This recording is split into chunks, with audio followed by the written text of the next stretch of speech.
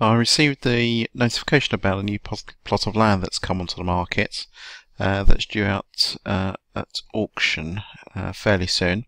So I thought I'd take a look and see if we could do a development appraisal. Let's take a look. So it's a reasonably large plot of land in Bristol, and the guide price is 125,000. And if we look down, we can see it's going to be for sale for public auction on the 20th of April, and we're at the 12th of March now, so we've got a bit of time to do some digging around. Having a look down, it says there is scope for development, and I don't believe it has planning permission. So yeah, so it's for sale without the benefit of planning consents. Okay, so let's take a look. Let's just grab the postcode because we're going to need that to do some comparables. Let's see if we've got any information here. We've got a reference point here that we can use for local area postcode, so let's use that. Okay, let's put in some basic details. So it's the Mill House, it's Clifton, Bristol, and let's just add the postcode. Great, let's move on. So it's actually a fairly large house, and when we look at the properties in the area, they all seem to be reasonably substantial. So we should be able to get at least a 4-bedroom house on there, and we'll be a little bit conservative and say that it's a medium-sized house for now.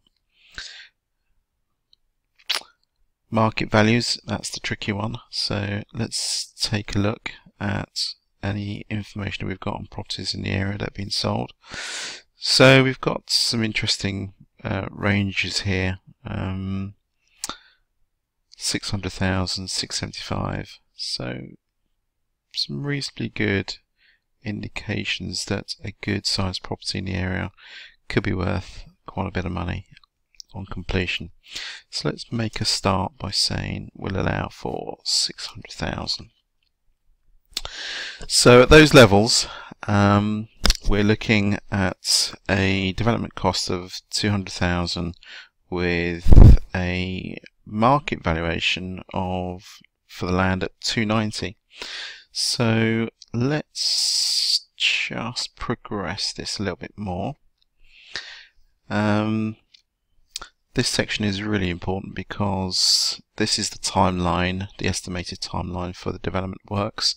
It includes period for buying land, preparation period including obtaining planning permissions, and then doing some detailed design work, and then actually doing the construction itself. And during the whole course of this period here, we're going to be paying interest on the loans that we've taken out to buy the land, so it's really important to get a good estimate of the timings.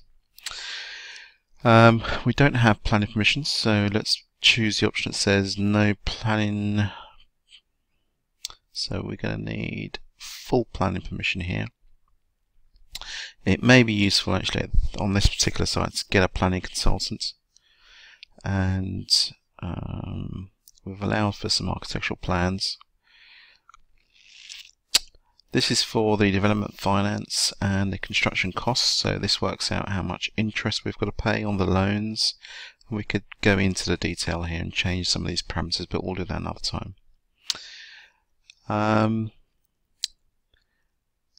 Project manager, maybe we'll project manage this one ourselves. Once we've done the architectural plans for planning, we'll probably need some more detailed plans.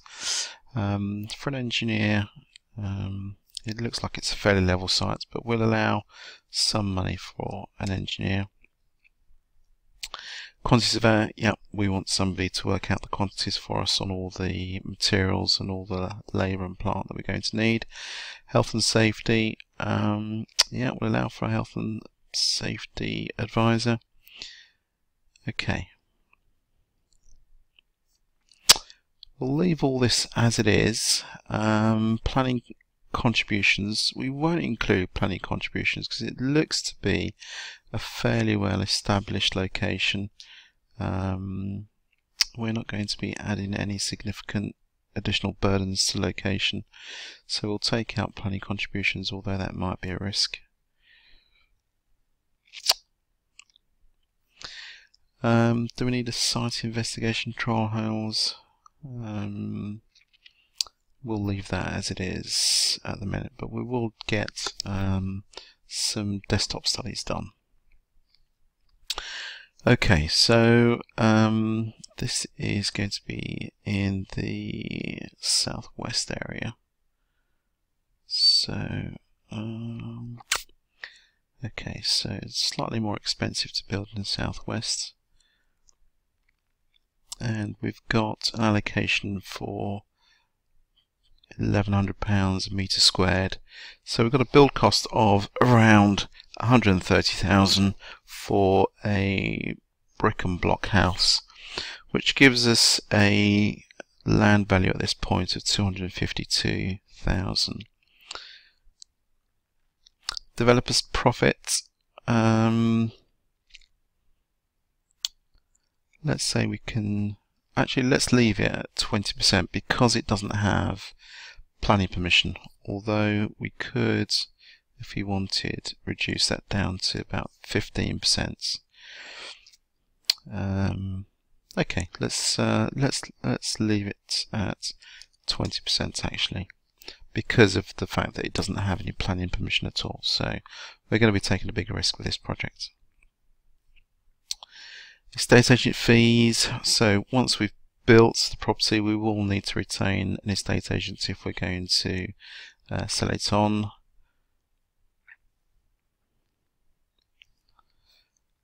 And these are land finance costs, so this again is working out the interest on the loans that we're going to take out to buy the land.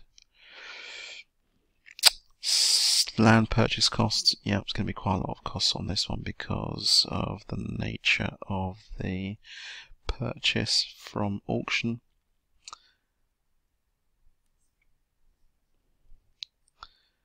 Some insurances and other costs while we own the land. Before we start doing any work, we've got to put up some fencing. Okay, so that gets us to a position now where we've got a development valuation for the property.